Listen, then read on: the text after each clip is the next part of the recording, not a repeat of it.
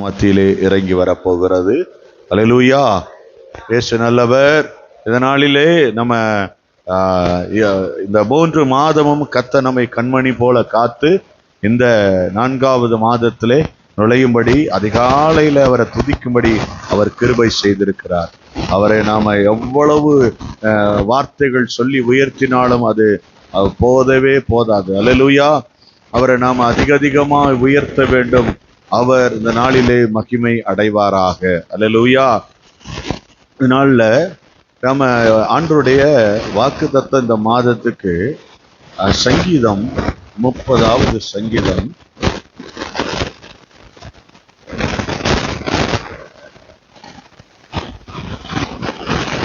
11வது வசனத்தின் முதல் பகுதி மட்டும் வாசிக்கிறேன். 11வது வசனம் முதல் வாசிக்கிறேன்.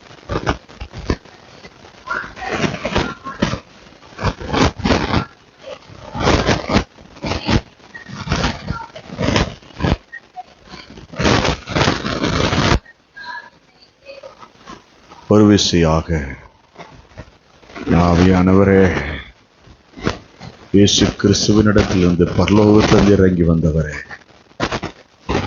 நீங்க இந்த வார்த்தையின் மகத்துவத்தை மறைபொருளை வெளிப்படுத்துங்க.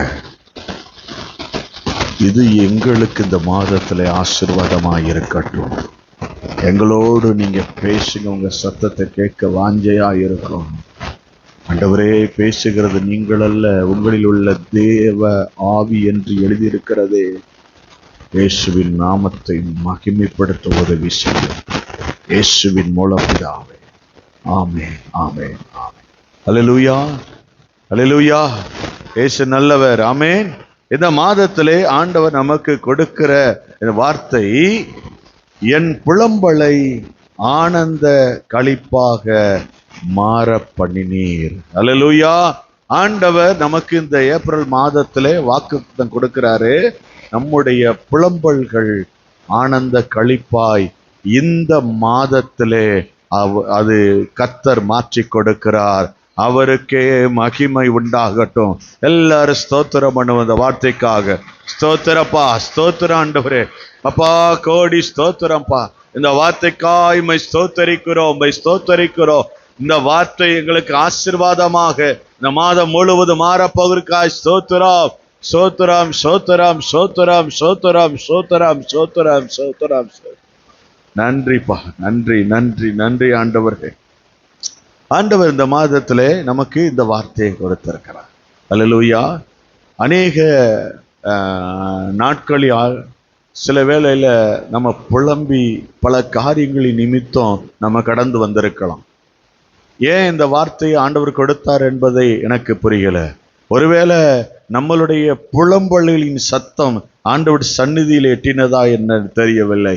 ஆண்டவர் இன்றைக்கு நீ பல காரியத்தின் நிமித்தம் நீ புலம்பி நீ அது நிமித்தம் கலங்கி கொண்டிருக்கிறாய். ஒருவேளை உன் பிள்ளையை நினைத்து நீ புலம்பி இருக்கலாம்.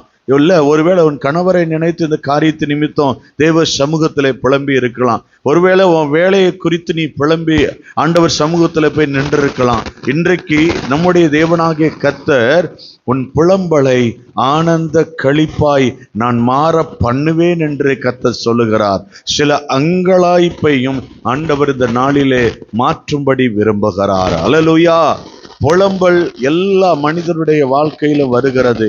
ஆண்டவர் 1 பேதுரு 5ஆம் அதிகாரம் 7ஆம் வசனத்தில் சொல்றாரு, அவர் உங்களை விசாரிக்கிறவரானபடியால் உங்க கவலைகளை எல்லாம் அவர் மேல் வைத்து விடுங்கள். அப்ப ஆண்டவர் பாருங்க, இன்னைக்கு இந்த மாதத்துல ஆண்டவர் சொல்லிட்டாங்க, நீ தொடங்கும் போது இந்த உலகம் இந்த 1ஆம் தேதியை சொல்லும், ஏப்ரல் ஃபூல் ஏமாத்துக்கிற கூடிய நாட்களாய் சொல்லும்.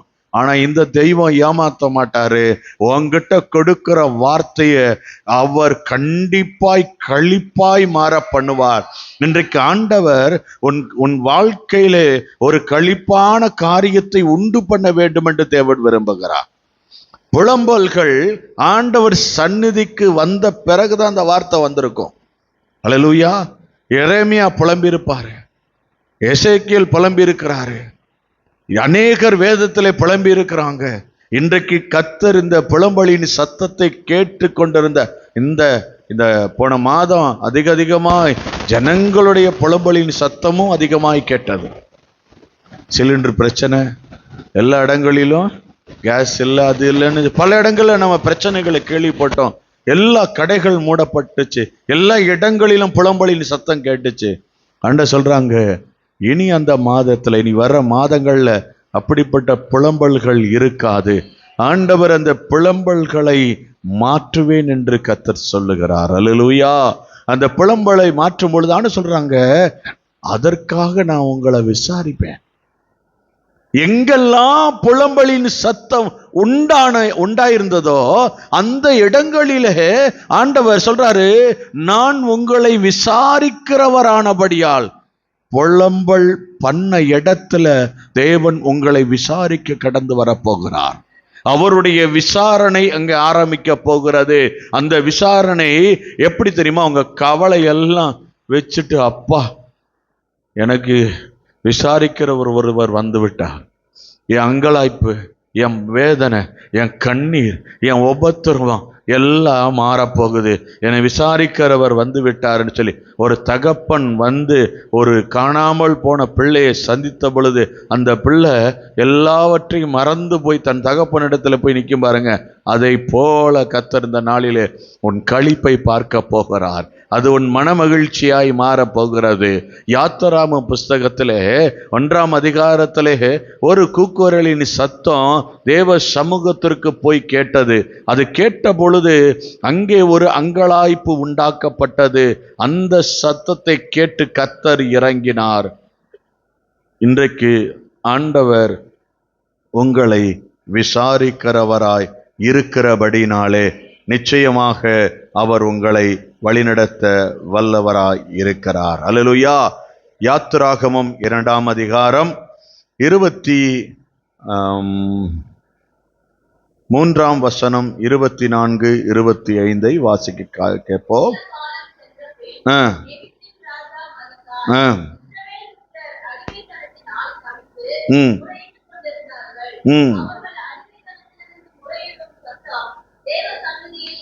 அல்லேலூயா, அல்லேலூயா.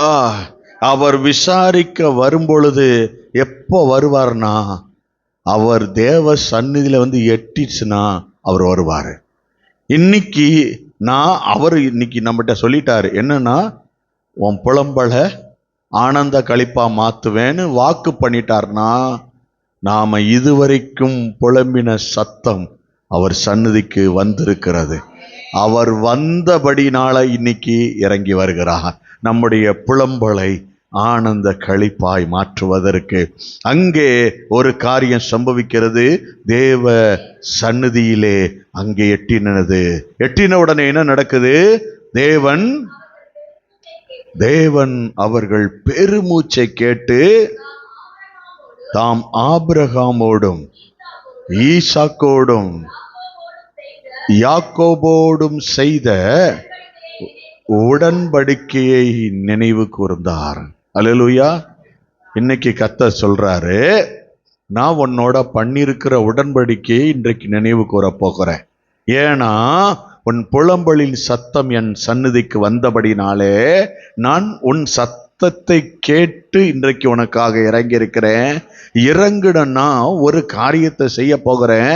என்னன்னா, நான் உன் தகப்பனிடத்திலே கொடுத்த வாக்கு தத்தத்தை நினைவு கூர்ந்து உனக்காக இறங்க போகிறேன்.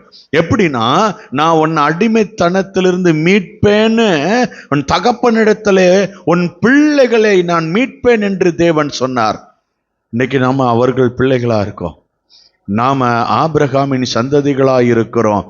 நாம விசுவாசத்துல அவர் கொடுக்கிற சகலமும் கிறிஸ்துவுக்குள்ள கூடி நமக்குள்ள நிறைவேறுதுன்னு கலாத்தியர் எழுதப்பட்டபடி நாம் ஆபிரகாமின் வாக்கு தத்தங்களின் பிள்ளைகளாய் இருக்கிறோம்.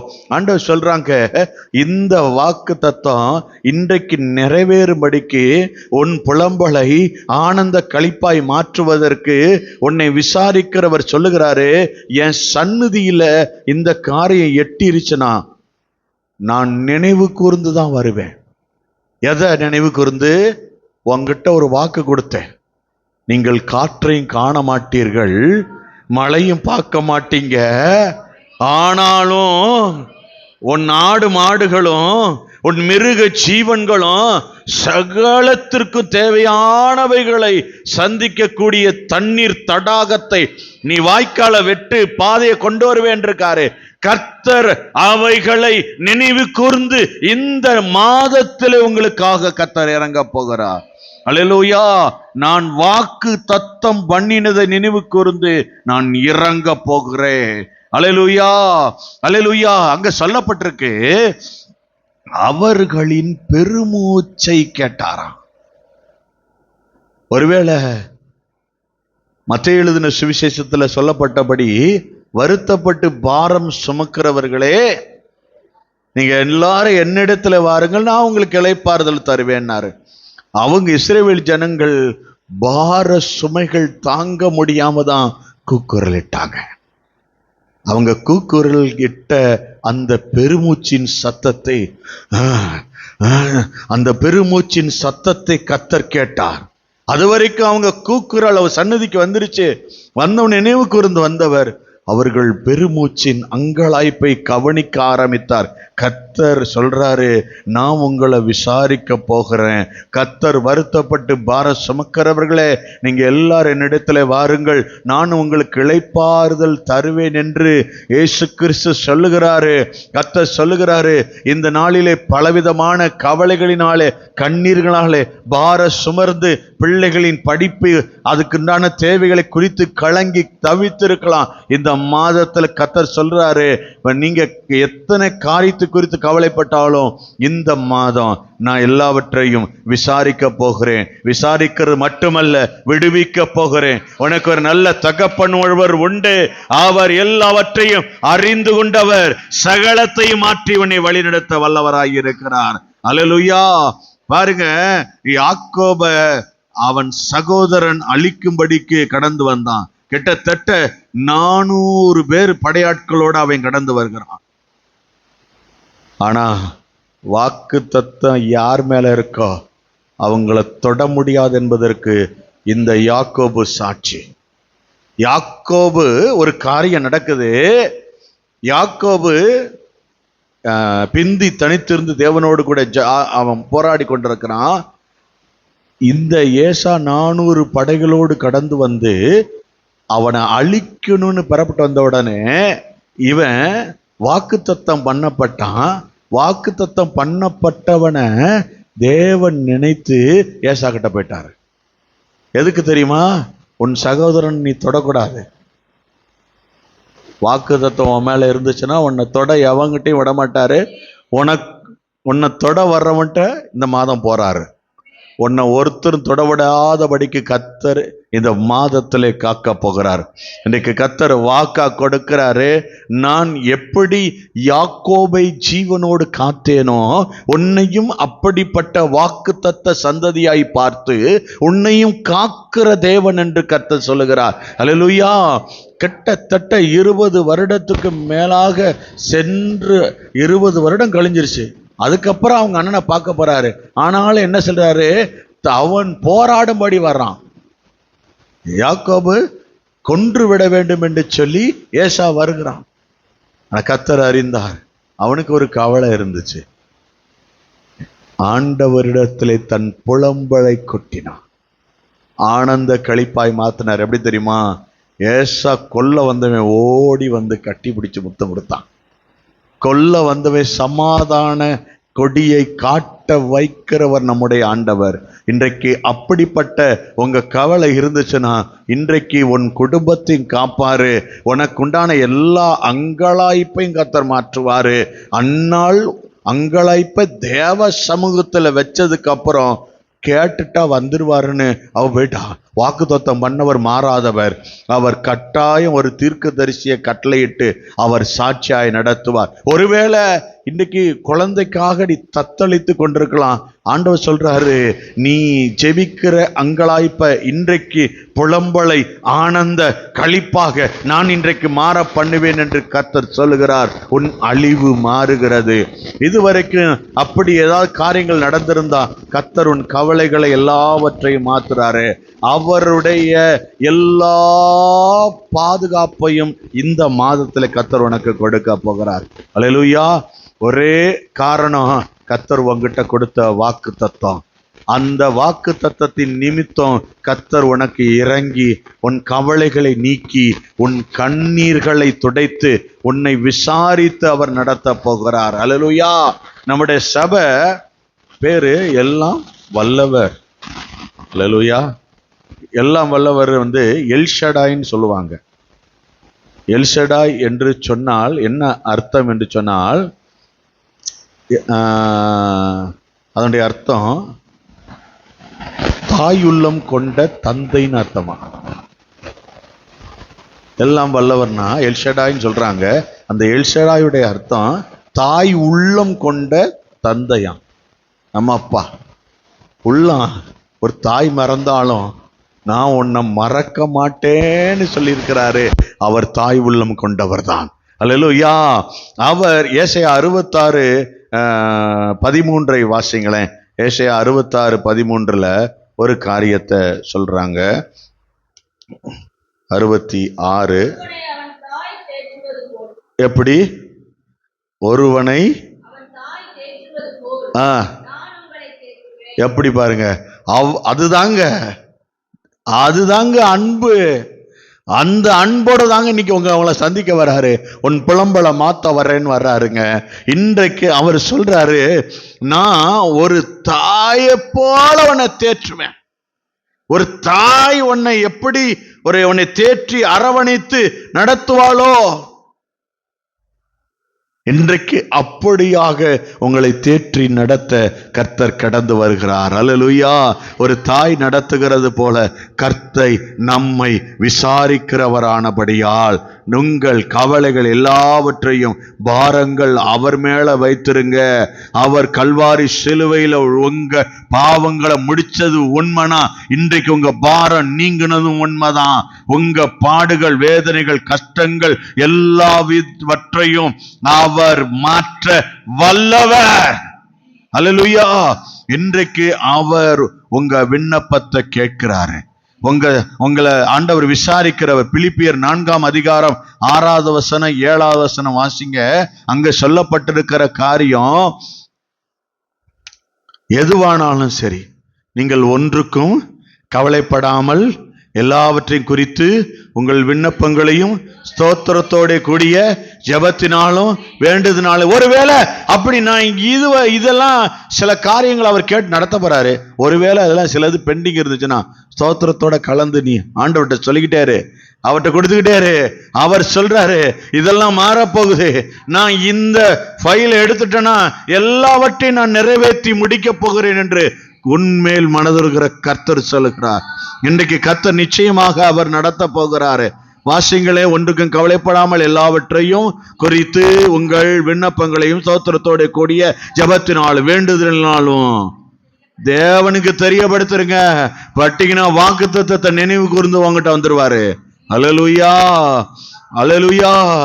அவர் உன்னோட கூட இருந்து அவர் எல்லாவற்றையும் மாற்றி வழி நடத்துவார். அல்லேலூயா. மோசே அனுப்பினாரு. அவர் 3ஆம் அதிகாரத்திலே மோசேயிட்ட வந்து பேசி தரிசனமாகி, என் ஜனம் ஆளோட்டிகளின் நிமித்தம் கஷ்டப்படுறாங்க, போராடுறாங்க, நீ போய் அவங்கள விடுவித்து கொண்டு வா என்று சொல்லி அவர் அங்கே அனுப்பி விட்டாரு. வெறுமையா கூட்டிட்டு வரலங்க. வாக்கு தத்தம் பண்ணவனை கொண்டு வந்து வைக்கிற இடம் தெரியுமா? பாலும் தேனும் ஓடுகிற கானான் தேசம். உன்னை புலம்பல்ல இருந்து கலிகூற வெளியே கொண்டு வந்துட்டார்னா, ஆனந்த தைலத்தை கொடுக்க போறாருன்னா, கர்த்தர் உன்னை எங்கிருந்து எங்க கூட்டு போறாருன்னா பாலும் தேனும் ஓடுகிற கானான் தேசத்துக்குள்ள கூட்டிட்டு போறதுக்கு தான் ஆண்டவராகிய இயேசு கிறிஸ்துவனை நடத்தி கொண்டிருக்கிறார். அல்லேலூயா. மத்தேயு 6ஆம் அதிகாரம் 25வது வசனம், 6:25.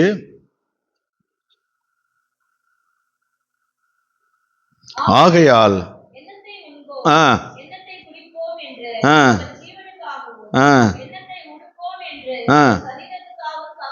கவலைப்படாதீங்க. ஆண்டவர் சொல்றாரு, கவலைப்படாதீங்க. எல்லாவற்றையும் கர்த்தர் சொல்றாரு, நீ பயப்படாமலும் கலங்காமலும் இரு. கர்த்தர் எல்லாவற்றையும் நேர்த்தியாய் நடத்த போறாரு. அல்லேலூயா. மாதத்துல கர்த்தர் உன்னுடைய அங்கலாய்ப்பை மாற்றுவார். இந்த மாதத்துல கர்த்தர் களிகூற பண்ண போகிறார். இந்த மாதத்துல கர்த்தர் சில களிகூறுதலை கர்த்தர் உன் வாழ்க்கையிலே கொடுக்கும்படிக்கு தான் அவனை அழைத்து வந்திருக்கிறார். அழைத்தவர் உண்மையுள்ளவர், உன்னை அப்படியே நடத்துவாரு. அவர் எல்லாவித காரியத்தையும் மாற்றி என்ன செய்ய போறாராம்? ஏசாயா 61 அதிகாரம் 3வது வசனம். என்ன செய்ய போறாரு? துயரப்பட்டவர்களை சீர்படுத்த போறாரு. அல்லேலூயா. அவர்களுக்கு சாம்பலுக்கு பதிலாக சிங்காரத்தையும், துயரத்துக்கு பதிலாக ஆனந்த தைலத்தையும், என்ன கொடுக்க போறாரு? துதியின் உடை. உடைய குறித்து கவலைப்படாதீங்கன்னு சொன்னார்ல. உடைய கவலைப்படாத, உனக்கு துதியின் வஸ்திரம் வருது. நீ துதிச்சே சத்ருவை துரத்திடுவ, துதிச்சே ஜெயம் எடுத்துருவ, துதிச்சே சகலத்தையும் நீ தேவனிடத்திலிருந்து பெற்றுக்கொள்ளலாம். தேவ சமூகத்திலே உன்னுடைய அங்கலாய்ப்பு வந்து விழுந்ததை கர்த்தர் பார்க்கிறார். யோனா மீன் வயிற்றுக்குள்ள இருந்து புலம்பினான். 1ஆம் அதிகாரத்துல கடைசி வசனங்கள் எழுதியிருக்கு. அவன் புலம்பலின் சத்தம் தேவ சமூகத்துக்கு வந்தது. நான் இங்கே அந்த அந்த பாதாளத்தில் இருக்கிறது போல இருக்கேன், நாங்க நெருக்கத்தில் இருக்கிறது போல இருக்கேன், நான் போராட்டத்தோட இருக்கேன்னு சொல்லி மீனின் வயிற்றில இருளுக்குள் புலம்பிக் கொண்டிருந்தான். அவன் புலம்பலின் சத்தத்தை கர்த்தர் கேட்டார். அந்த புலம்பலின் சத்தத்தை கேட்ட உடனே மீனுக்கு ஆர்டர் வந்துருச்சு. என்னன்னு? மீனுக்கு ஆர்டர் வந்துருச்சுன்னு உடனே ஆண்டவர் மீன் குழம்பு கொடுக்க போறாரா? பாஸ்டர், மீன் இதுவரைக்கும் உங்களை பிடிச்சு வச்சிருந்த மீன் உங்களை விடுவிக்க போது விட்டுட்டு ஓட போகுது. உங்களை அபகரித்து எந்த மீன், ஒருவேளை அந்த மீன் கடன் போல ரொம்ப பெருசா இருக்கு, என்னை மூழ்கடிச்சிரும் போல இருக்குன்னா அந்த மீன் கக்கிற காலம்னு நினைச்சுக்க. இந்த மாதத்துல ஆண்டவர் அந்த மீனுக்கு கட்டளையிட போறாரு. எகிப்து தேசத்துல பார்வோன்ட்ட பேச போனவர் வாக்கு தத்தத்தை நினைவு கூர்ந்து பார்வோன்ட்ட பேச போனாரு. இன்றைக்கு கர்த்தர் மீனின் இடத்துல கட்டளை கொடுக்க போறாரு. சில மீன்கள் இந்த மாதத்துல உங்களை விட்டுட்டு அது பாதையை பார்த்துட்டு ஓட போகுது. சில மீன்கள் உங்களை விடுவித்ததை இந்த மாதத்துல, இந்த ஏப்ரல் மாதத்துல நீங்க பார்க்க போறீங்க. பாருங்க, சில இடங்கள்ல சென்னையில் பல இடங்கள்ல பார்த்தீங்கன்னா, சென்னையில் மட்டும் இல்லை, பல மாநிலங்கள் எல்லா இடங்களையும் நடக்கிறது. ஒரு நிலச்சரிவு வந்தா, ஒருவேளை தண்ணி ஊருக்குள்ளே வந்துட்டா, வெள்ளம் வந்துட்டா, கட்சி தலைவர்கள்லாம் வருவாங்க, இனிமே வருவாங்க. என்ன செய்வாங்க? வந்து விசாரித்து உங்களுக்கு என்ன பிரச்சனை, ஏது பிரச்சனை, என்ன காரியம், என்ன தேவை இருக்கு, எல்லாத்தையும் விசாரிப்பாங்க. விசாரிச்சுட்டு பத்திரிகையாளர்களை கூப்பிட்டு ஃபோட்டோ எடுத்துட்டு அவர் அங்கே விசாரிச்சாரு. சில பேர் பார்த்தீங்கன்னா, நீ பத்திரிகையெல்லாம் பார்த்துருப்பீங்கன்னு நினைக்கிறேன், கூட்டுற மாதிரி இருக்கும். சிலதெல்லாம் பத்திரிகையில் பெரிய பெரிய சினிமா ஆக்ட்ரஸ்லாம் சில கோயில்களில் போயிட்டு கூட்டுற மாதிரி அப்படியே, அதுக்கு ஒருத்தர் ஓடியாந்து இலைகளை தூக்கி விடுறான், கொட்டி எடுக்கிறாங்க. அது என்னவோ சரி, நடக்கட்டும். அப்போ சில காரியங்கள் யார் அரசியலோ எந்த சம்மந்தப்பட்டவங்களோ யாரோ ஒருத்தவங்க அங்கே போய் விசாரிக்கிறது போல சில காரியங்களை செய்கிறாங்க. அவங்களுக்கு அவங்க கொடுக்கிற நற்காரியங்கள் போய் சேருதோ சேரலையோ அது நமக்கு தெரியல. ஆனா நான் நம்புறேன், அவர் உங்களை விசாரிக்க வரும் பொழுது அவர் உங்க வாக்குத்தத்தை நினைவு கூர்ந்து கட்டாயம் உங்களை எல்லா காரியத்திலும் திருப்தியாக்கி உங்கள் இருதயங்களை களிகூற பண்ணி அவர் நடத்துவார். அதனாலதான் அவர் சொல்றாரு, சாம்பலுக்கு பதிலாக, அப்படின்னா சாம்பலுக்கு பதிலாக சிங்காரத்தனை என்னங்க? 40 நாள் சாம்பல்ல உட்காந்து உபவாசம் பண்ணீங்கல்ல, சிங்காரம் வருது உங்களுக்கு. நீங்க எதுக்காக? துயரத்துக்கு பதிலாக ஆனந்த தைலத்தை ஊத்துறாராம். ஆனந்த தைலம் நானே, புலம்பலுக்கு எதிரானே,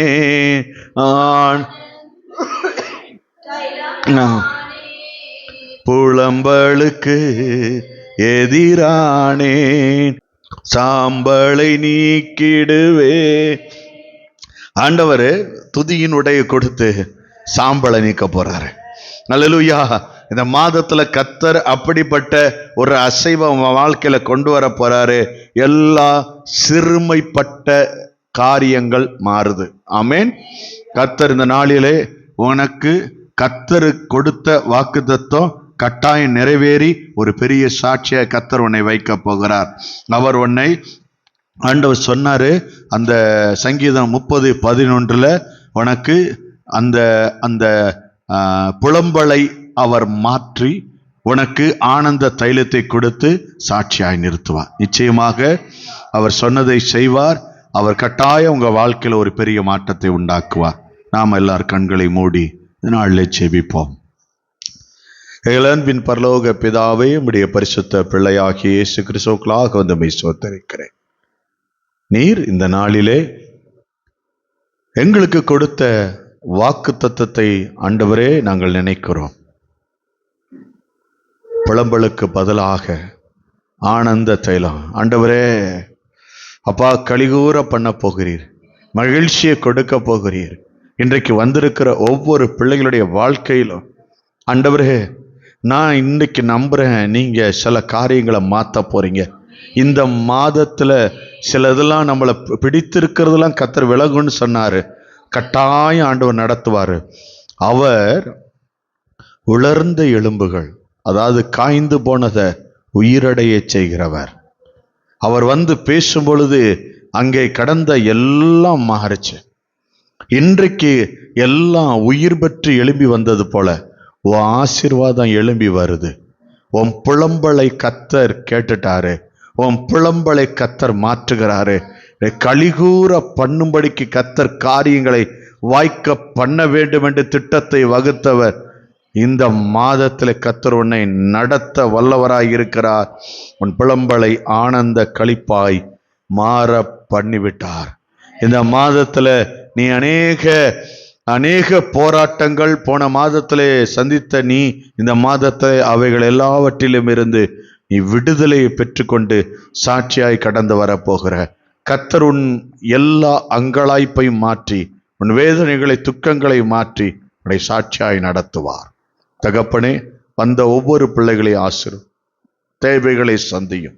இந்த மாதத்துல நீங்க சொன்னபடி இவங்க எல்லாரும் கூக்குரலிட்ட பொழுது பாலும் தேனும் கானானுக்குள்ளே கொண்டு வந்தீர். அப்படிப்பட்ட ஆசீர்வாதம் இந்த பிள்ளைகள் வாழ்க்கையில கிடைக்கட்டும்.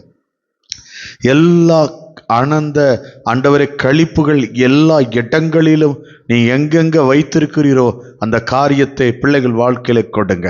நீங்க சொன்னீங்க, எதை குறித்து கவலைப்படாத, ஸ்தோத்திரத்தோட அப்படி நீ தெரியப்படுத்தும் பொழுது அவர் சந்நிதியில் வந்து எட்டின உடனே அவர் ஆபிரகாமின், ஈசாக்கு, யாக்கோபுக்கு அவர் செய்த எல்லா உடன்படிக்கை நினைவு கூர்ந்து உனக்காக இறங்கி உன் ஆனந்த களிப்பை நீ காணும்படி செய்வார். உன் ஆனந்த களிப்பு கட்டாயம் இந்த மாதத்தில் உன் வாழ்க்கையில வந்து பழிக்க போகிறது. ஆண்டவரே, பிள்ளைகளை ஆசீர்வதி, தேவைகளை சந்தியும். இயேசுவின் மூலம் பிதாவே, ஆமென்.